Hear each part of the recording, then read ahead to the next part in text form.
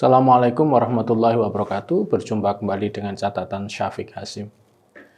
MUI tiba-tiba ikut bicara soal pemilihan kepala daerah lewat DPRD.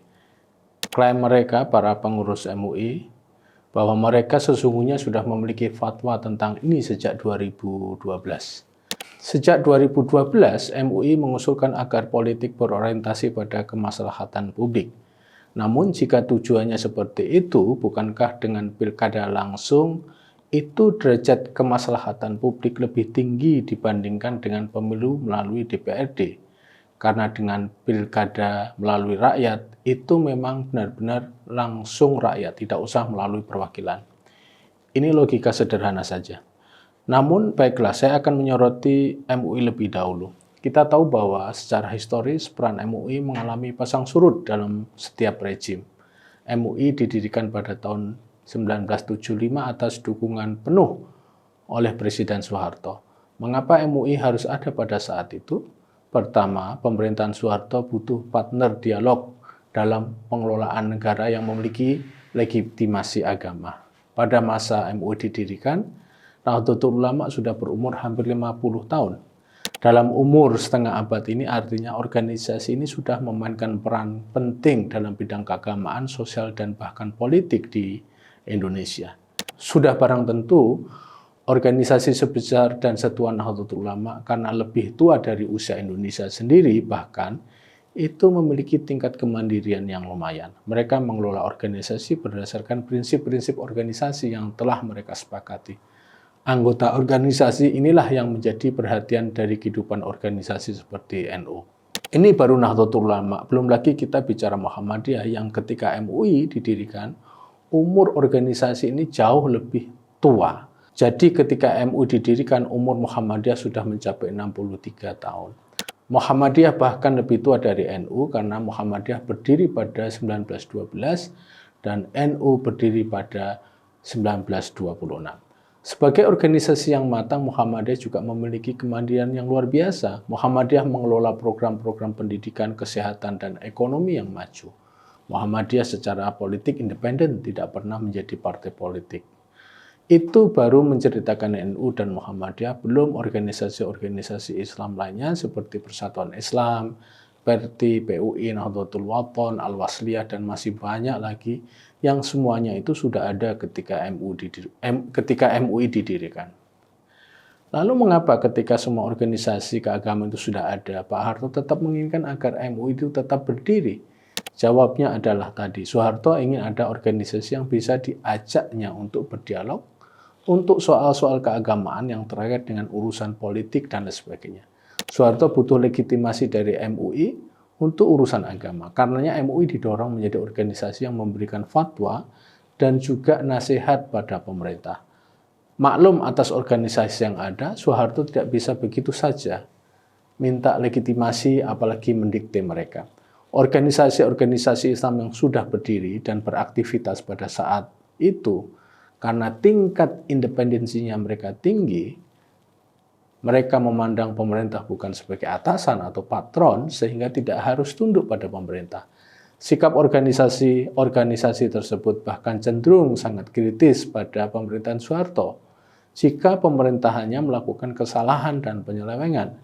Selain sebagai partner, alasan kedua adalah sebagian ulama yang memandang perlu agar mereka bekerja sama dengan pemerintah, mereka menginginkan agar mereka memiliki konfederasi atau payung organisasi. Selama ini mereka menganggap bahwa antar organisasi kurang kompak. Mereka butuh kekompakan apalagi untuk menyuarakan kepentingan umat Islam. Ketiga, MUI didirikan menurut hemat saya adalah karena misi kesatuan umat Islam. Umat Islam jangan sampai tercerai-berai. Dengan memiliki MUI, maka kesatuan umat Islam bisa diperjuangkan lewat organisasi ini. Ini semua adalah motif pendirian organisasi, dan MUI selama ini sudah memainkan peran yang sedemikian rupa. Ada kalanya perang mendukung pemerintah dan ada kalanya peran mendukung rakyat, sehingga sangat kritis pada pemerintah dan ada kalanya di antara keduanya. Namun satu hal yang saya amati sejak lama peran MUI pada masa pasca reformasi, MUI lebih banyak mengambil posisi kritis atas pemerintah.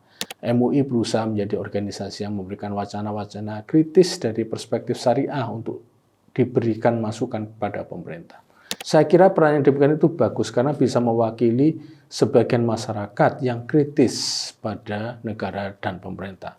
Terlepas sikap kritis itu memiliki agenda syariatisasi, namun tetap saja sikap kritis itu sangat diperlukan untuk kehidupan berbangsa dan bernegara. Ingat, dalam konteks demokrasi, kritisisme bisa diberikan oleh siapa saja, termasuk oleh organisasi keagamaan, dan memakai perspektif keagamaan juga. Namun, sikap MUI ini tadi tidak konstan, alias cepat mengalami perubahan, tergantung situasi sosial dan politik yang mereka pahami. Dalam konteks dukungan pemilihan kepala daerah oleh DPRD, MUI menampakkan peran pro pada agenda rezim dan agenda partai politik. Jika MUI menggunakan argumen bahwa pilkada itu harus berorientasi pada maslahah, maka pilihan mereka agar pemilihan kepala daerah lewat DPRD, maka pemilu langsung selama ini tidak dianggap maslahah. Kita tahu, kita yang belajar tentang konsep maslahah, maka konsep ini memiliki pengertian yang luas. Memang di dalam usul fikih, maslahah itu ukurannya adalah pemenuhan 5 dasar utama dalam kehidupan, yaitu pemeliharaan agama atau keyakinan, pemeliharaan jiwa, pemeliharaan kehidupan, pemeliharaan harta benda, dan pemeliharaan generasi. Semua ini jika terpenuhi maka kehidupan menjadi maslahah. Jika selama ini kepala daerah itu dipilih rakyat langsung, apakah maslahahnya kurang dibandingkan dengan dipilih oleh DPRD? Dalam perspektif maslahah yang sebenarnya, jelas pemilihan kepala daerah oleh rakyat langsung lebih maslahah daripada oleh DPRD. Rakyat itu adalah inti dari maslahah karena tujuan pemerintahan dan kekuasaan tertinggi itu adalah bermuara kepada rakyat. Jika rakyat bisa melaksanakan haknya apa yang harusnya mereka punyai, maka itu adalah maslahah tertinggi.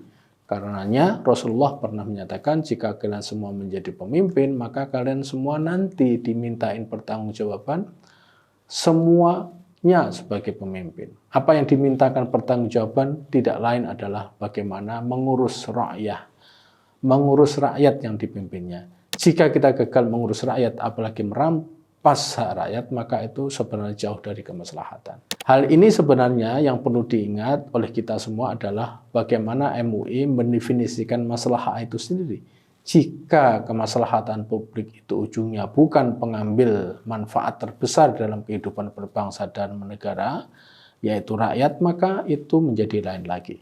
Sebagai catatan, kecenderungan MUI yang selama ini menawarkan alternatif kritis dan pelayan rakyat atau khadimul ummah menjadi hambar ketika ikut mendukung pemilihan kepala daerah lewat DPRD. Demikian, wassalamualaikum warahmatullahi wabarakatuh.